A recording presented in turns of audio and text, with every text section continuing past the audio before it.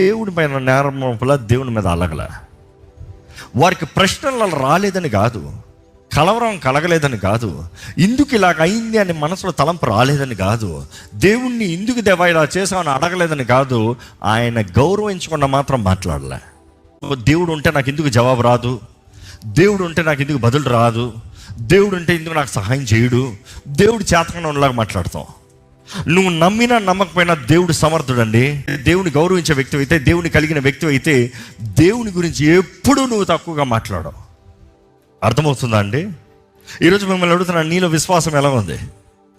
అన్నీ బాగుండేటప్పుడు దేవా నువ్వు నాకు దగ్గరగా ఉన్నావు ప్రభా అని చెప్తున్నారా? లేకపోతే అందరూ విడిచినప్పుడు కూడా దేవా నువ్వు నాకు దగ్గరగా ఉన్నావు ప్రభా?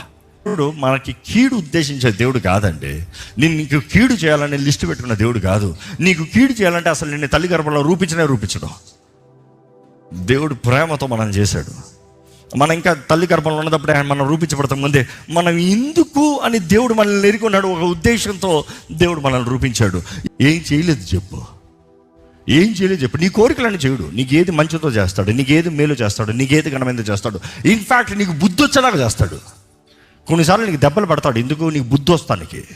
అప్పుడే నువ్వు మరలా ఆయన దగ్గరికి తిరిగి వస్తావు. అమ్మ కొడతావు చూడవు దెబ్బ, నాన్న వేస్తాడు చూడవు దెబ్బ. జీవితంలో దేవుడు నాకు కార్యం జరిగించాడు.